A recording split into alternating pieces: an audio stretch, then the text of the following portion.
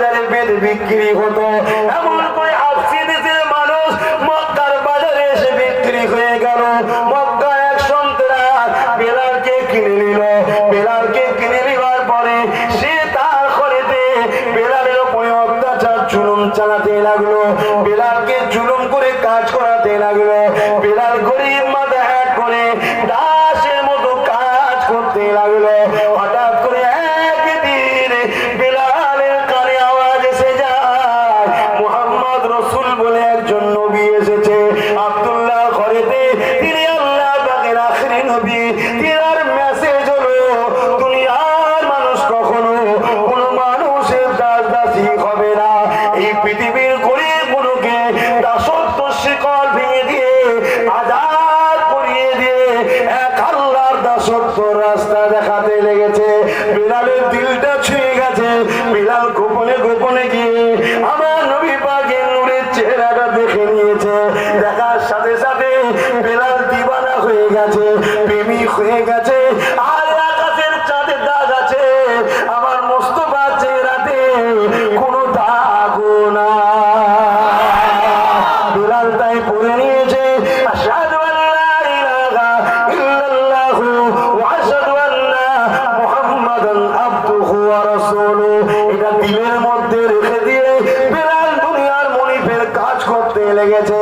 কিন্তু আল্লাহ বলে দিয়েছে, আমাকে যে ভালোবাসো আমি তোমাকে পরীক্ষা করব। এই বেলালের দিনের গোপন খবরটা দুনিয়ার মনিফের কাছে আল্লাহ প্রকাশ করে দিয়েছে। একদিন মনিফ বেলালকে জিজ্ঞাসা করতে লেগেছে, এ বেলাল, শুনলাম নাকি তুমি মুহাম্মদকে নবী বলে আল্লাহকে আল্লাহ বলে ইমানের কলেমা পড়ে নিয়েছো। হযরতে বেলাল চিন্তা করতে লেগেছে, এই বেঈমান নিষ্ঠুরকে যদি আমি সত্য কথা বলি এ আমাকে জানে মেরে দেবে, আর মিথ্যা কথা যদি বলি আমি তাহলে কেমন আল্লাহকে ভালোবাসলাম যে আল্লাহ মিথ্যাকে পছন্দ করে না, আর আমি আল্লাহকে কষ্ট দেবো মিথ্যা বলে। এটা কখনো হতে পারে না। আমি কেমন নবীকে ভালোবাসলাম যে নবী মিথ্যা পছন্দ করে না, আর নবীর প্রেমিক দাবি করে আমি মিথ্যা বলবো, এটা হতে পারে না। আমার জান যাই চলে যাক, আল্লাহ আল্লাহ নবীকে কষ্ট দেব না।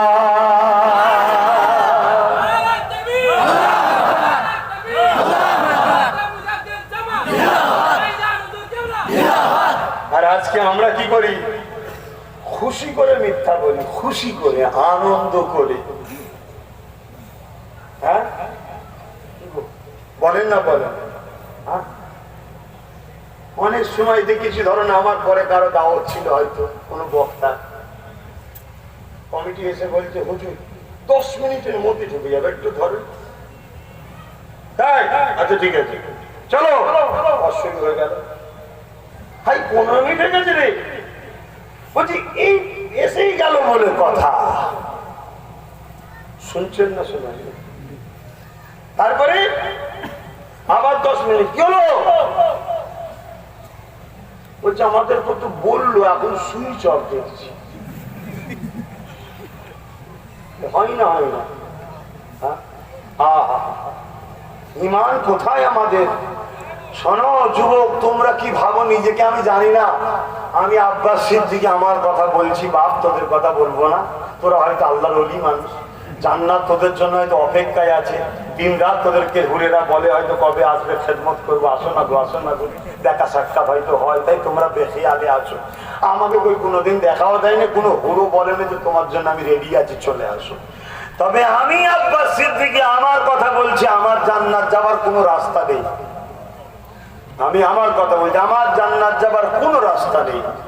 আমার জান্নাত যাবার একটাই রাস্তা খোলা আছে। আমি এখান থেকে নবীকে ভালোবাসি, ওই ভালোবাসাই যদি আল্লাহ দয়া করে বলে যা আমার বন্ধুকে ভালোবেসেছি, বেরো যা জান্নাতে ঢুকে যা, তাহলে হয়তো আমি ঢুকতে পারবো না। আমার ইবাদত, নামাজ, রোজা, দিনের খেদমত, কাজ কাম, আমি মনে করি সাহাবাদের কাছে আমাদের কর্মকাণ্ডটা কিছুই নয়। তাহলে তোমরা কি ভাবছো আল্লাহ? তাহলে কি হাল ছেড়ে দেবে? হাল ছেড়ে দেবে না। আল্লাহ বলেছে লা তাখনাতু মির রাহমাতিল্লাহ, আমার রহমত থেকে নিরাশ হোস না। বান্দা কত গুনাহ করেছিস, শোনো যুবকরা, এবার তোমাদের বিষয়ে আল্লাহ কি বলেছে। কত গুনাহ করেছি রে এ বান্দি, কত গুনাহ করেছি। এক পৃথিবী, দুই পৃথিবী, কোনো চিন্তা করিস না। শুধু একটা কাজ কর, মাথাটা নত করে দিয়ে একবার বল যে খোদা আমি ভুল করেছি, আমি মাফ করে দেবো। জোরে বলুন, আরো জোরে বলুন। আমাদের ভাইগুলোর উপরে, বোনগুলোর উপরে দুঃখ এটাই যে ভুল করার বদলে ক্ষমা চাও না কেন, এইটাই দুঃখ আমাদের। ভুল তো মানুষই করবে রে বাবা, কিন্তু ক্ষমা চাও আল্লাহর কাছে। মাথা নত করো। এই যে মাহফিল আজকে তওবা পড়ানো হয়, দোয়া চাওয়া হয়, নিজের গুনার কথা সব ভাবতে হবে। কান তো যদি না পড়ো, মুখটা হ্যাট করে কান্নার মতো ভান করো, একটা মানুষ দেখলে যেন মনে হয় আরে লোকটা মনে হয় অনেক বড় অন্যায় করেছে রে, আজ ওর ভয় ঢুকেছে, ওতে ওর আল্লাহর কাছে কাঁদছে, ক্ষমা চাইছে। আল্লাহ রসুল বলছে আমার আল্লাহ এত দয়ালু, ওকে কান্নাওয়ালার সঙ্গে সামিল করে ওকে গুনাহ মাফ করে জান্নাতি বলে দেয়। জোরে বলুন। যুবকরা একটু জোরে হবে, মুরব্বীরা একদম দেবেন আর বাচ্চা কোনো দেবে না, শুধু যুবকরা বলো সুবহানাল্লাহ। আর একটু জোরে বলো।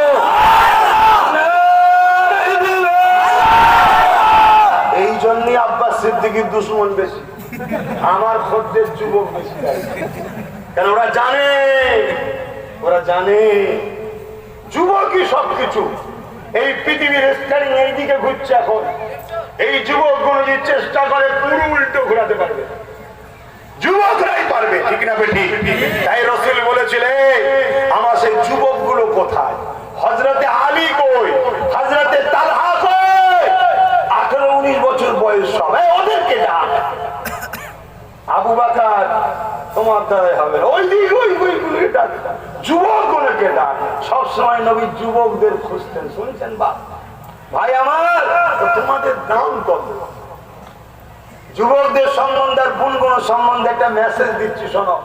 এই পৃথিবীতে বুড়ো আর বুড়িরা যতই সেজদা দিক, আল্লাহ খুশি, খুশি নয়, নেকি দেয়, নেকি দেয়।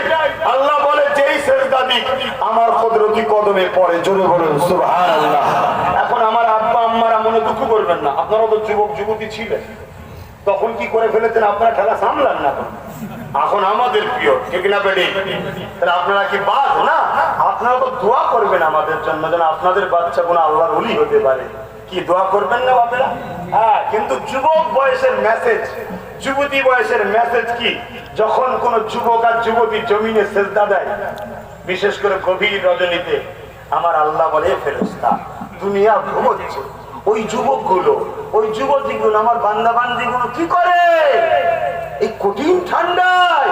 আল্লাহ গো, যেখানে মানুষ কম্বল মুড়ি দিয়ে ঠক ঠক করে কাঁপছে, তোমার ওই যুবক যুবতী একদল বান্দা বান্দি তারা উজু করে নিয়ে তোমাকে, তোমার কুদরতি কদমে তারা মাথা নত করে দিয়েছে। জোরে বলুন। ফেরেশতা বকে, আল্লাহ বলে শোন, এই গুণ হলো আমার স্পেশাল খাস বান্দা। জোরে বলুন সুবহানাল্লাহ। আমি গল্প বলছি না আমার যুবকরা রে, তোমাকে যিনি সৃষ্টি করেছে তিনি বলছেন কোরআনে, আমি সেই কোরআন পড়ে তোমায় শোনাচ্ছি তিনার কথাটাকে। এই আমার সোনার ভাই যুবকেরা, কত ভালো হবে। আরে হালকা বয়সে একটু গান ফান শুনে ফেলেছো, সিনেমা টিনেমা যাত্রায় চলে গেছো, কোথায় দিঘায় দিঘায় যে জুতো ফুতো দেখে ফেলেছো, হালকা বয়সে হয়ে গেছে, আর কি করা যাবে।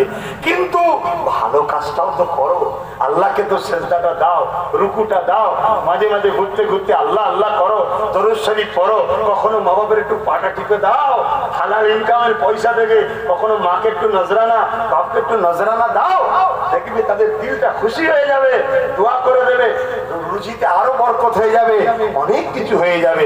এগুলো তো একটু করো, একেবারে বেরিয়ে চলে গেলে হয়।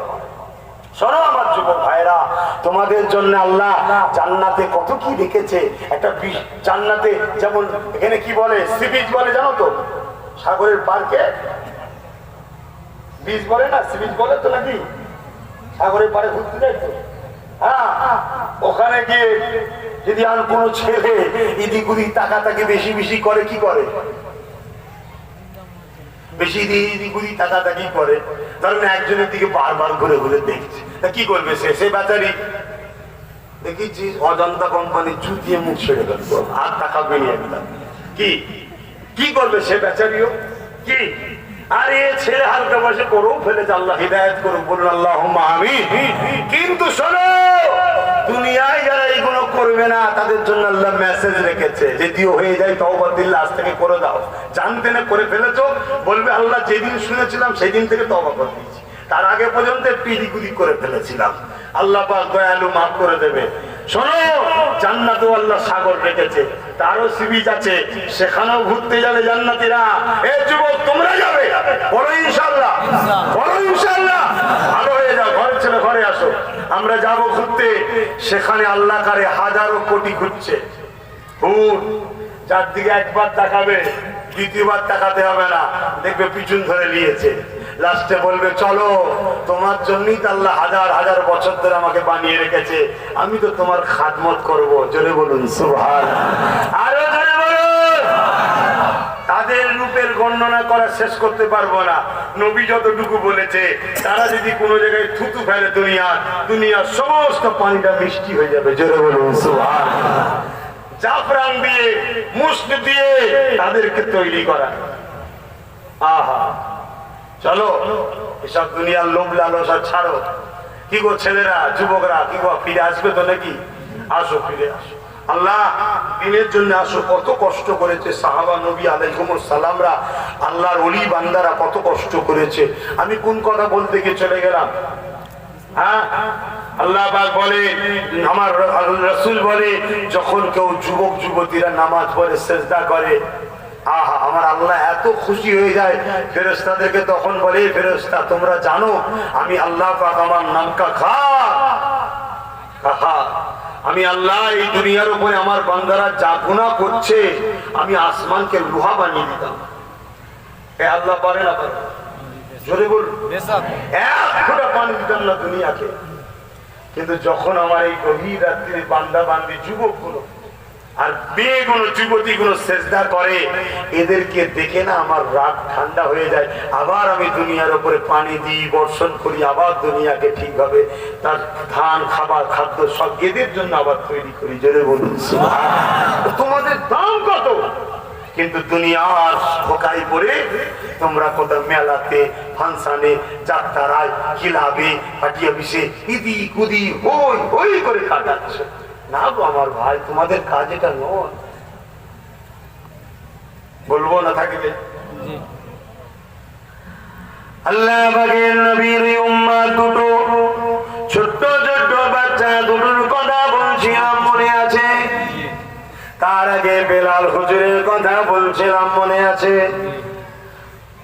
অনেকে মনে করে যে হকের পক্ষে থাকলে মার খেতে হবে, জেল খাটতে হবে, আব্বাস সিদ্দিকীর পাশে থাকা যাবে না।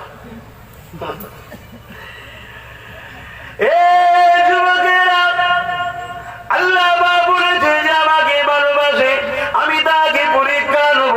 এই বেলাল যে মানের গলে মা পড়েছে, আল্লাহ পরীক্ষা নেবার জন্য দুনিয়ার মনিফের কাছে জানিয়ে দিল। দুনিয়ার মনিফ বেলালকে জিজ্ঞাসা করলো, বেলাল জানে ময়া না করে সত্য কথা এখন বলে দিল। দুনিয়ার মনিফ বেলালের পায়ে হাতে গলায় শিকল বেঁধে টেনে টেনে টেনে টেনে গরম এলাকা মক্কার বাজারে পাথরের উপরে শুইয়ে দিল। পাথর গরম আগুন হয়ে আছে, নিচু থেকে পিঠ পুড়ে ছাড়খার হয়ে যাচ্ছে। এইভাবে শুইয়ে দিয়ে তার বুকে বাড়ি পাথর চাপিয়ে দিল। চাপিয়ে দিয়ে বলতে লাগলো, বেলালে আল্লাহকে নবী দলকে ছেড়ে দে, নাই তোকে জানে মেরে দেবো, কষ্ট দেবো, হত্যা করবো। বেলাল কি বলেছিল? দুনিয়ার মনে শুয়ে রেখে দে, আমি এমন একটা জায়গায় আল্লাহ নবীর প্রেম রেখেছি, পৃথিবীর কোন শক্তি ওই জায়গা থেকে আমার আল্লাহ নবীর প্রেমকে বার করতে পারবে না।